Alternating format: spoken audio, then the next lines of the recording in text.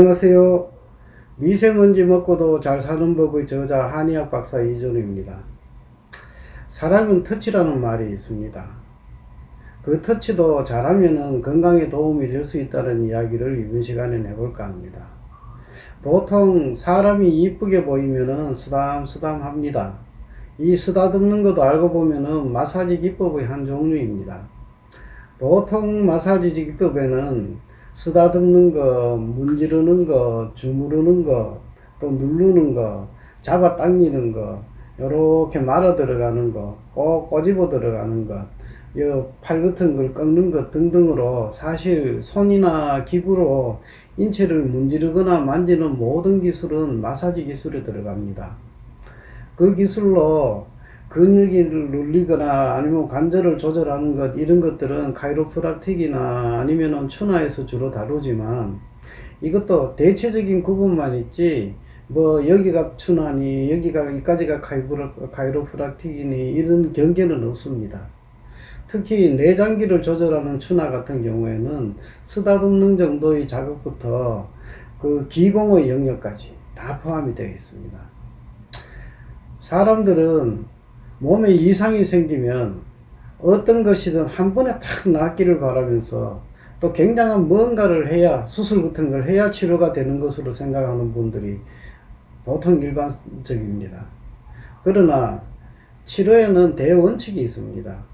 이 치료 기간은 앓은 기간과, 그러니까 아팠던 기간과 비례하고 체력이 없으면 또 오래 걸립니다.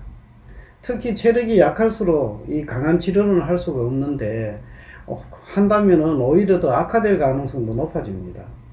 여기서 강한 치료라는 게 어떤 것이냐면은 뭐 침이라든지 주사나 이런 것들이라든지 아니면 뭐 병증에 직접 간섭을 하여 치료하는 것을 말합니다. 통증이 있을 때 이런 강한 치료로 빨리 나을 수 있는 경우는 보통 보면 병의 원인이 현재는 다 회복되고 원인 없이 그냥 통증만 남았거나 아니면은 체력에 전혀 문제가 없을 경우나 가능합니다. 거의 대부분의 양약과 상당수의 한약도 여기에 해당합니다. 이런 경우에는 차라리 그냥 쉬거나 아무것도 안 하는 것이 더 효과적일 경우가 많습니다. 한의에서는 이때에 부족해진 부분을 채우거나 체력을 증진하는 약을 부가적으로 사용하는데, 그러면 치료기간을 좀 더 단축할 수는 있습니다. 몸에는 그물망처럼 기운이 흐르고 있다고 봅니다. 그것을 한의에서는 경락이라고 합니다.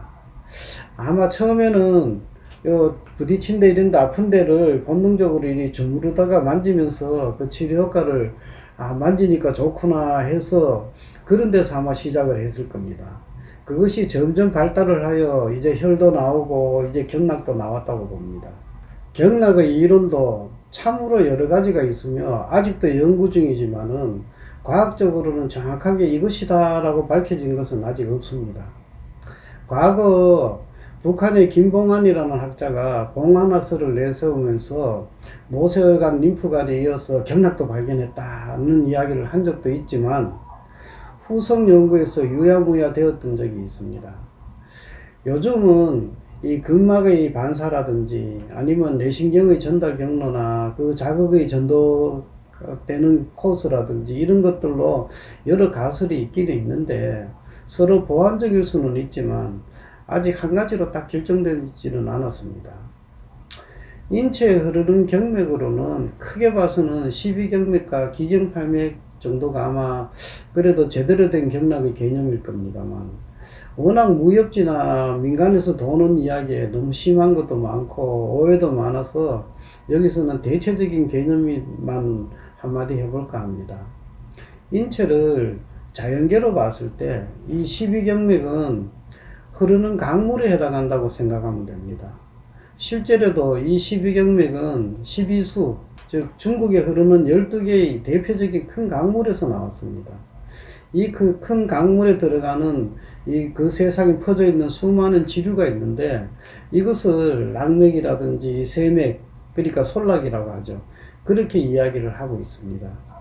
이 강물이 이제 산을 돌고 큰 바위도 감으며 이래 다니다 보면은 소용돌이도 있고 또 꺾여지는 지점도 있고 꺾이는데 또 물이 많이 고여 있기도 하고, 그리고 어떤 경우는 이게 심지어는 땅 속으로 움직이는 경우도 있듯이 이 경맥도 똑같다고 봅니다. 인체에서 높은 것이나 낮은 것, 관절이나 이 부드럽고 넓은 부분 등에 따라서 돌고 모이고 그리고 숨고 나온다고 봅니다. 이때 물이 많이 모여서 돌거나 땅에서 나오는 것에 해당하는 것을 혈이라고 합니다. 이렇게 흘러서 고리처럼 끊기지 않는 것을 경락이라고 합니다. 이 12경맥이 흐름을 주로 하는 곳이라면 기경팔맥은 이 경기가 모여 있는 곳입니다. 즉 댐이나 모처럼 많이 모여 있는 그곳을 기경팔맥이라고 합니다. 기경팔맥이라는 것은 8개의 경맥, 그걸 대표적인 경맥을 이야기하는데, 그 중에서 인맥과 동맥 그리고 축맥이 다 생명력과 가장 연관이 많은 곳입니다. 이 세 가지 맥은 전부 다 음부에서 출발을 해서 인맥은 겉에서는 몸의 앞쪽 가운데를 통하고, 동맥은 몸의 뒤쪽 가운데를 전담하여 머리를 돌아서 입에서 만나게 되어 있습니다. 이 축맥은 좀 복잡하긴 하지만 쉽게 이야기를 하자면 우리 몸의 성감들을 만나를 합니다. 그래서 입을 돌아서 눈까지 갑니다. 인맥과 동맥은 몸의 유지와 움직임에 주로 관련이 있다면 이 축맥과 인맥은 생산과 상관이 있습니다. 그래서 나이가 들어가면은 축맥과 인맥이 점점 허해지면서 젊어서도 이 축맥과 인맥이 약한 사람은 생산이 힘들어진다고 보고 있습니다. 이 경맥의 흐름이 강이 땅 위에서 도는 것처럼 이 경맥의 흐름도 주로 피부가 됩니다. 그래서 피부를 쓰다듬는 정도의 자극으로도 치료하는 것이 가능하다고 봅니다. 이 경락의 이론에 따르면은 경기가 생겨서 발현하는 것이 손끝이나 발끝 그리고 피부의 털에서 발현한다고 봅니다. 그래서 피부를 쓰다듬는 거나 손끝 발끝을 이렇게 자극하는 것도 이 경맥의 순행에 아주 좋은 도움이 된다고 보고 있습니다. 이것을 이용한 대표적인 치료법이 보통 여기 따는 것, 그리고 경락 마사지, 그리고 피내침, 소화침, 그리고 테이핑 요법이라든지 씨앗 요법, 자석 요법, 파수 요법 등등이 해당됩니다. 피내침은 피부에 껍질만 살짝 떠서 붙이는 침법으로 만성병에는 의외로 잘 듣습니다. 특히 관절염 같은 경우에는 이 피내침 요법만으로도 효과를 본 케이스가 많습니다.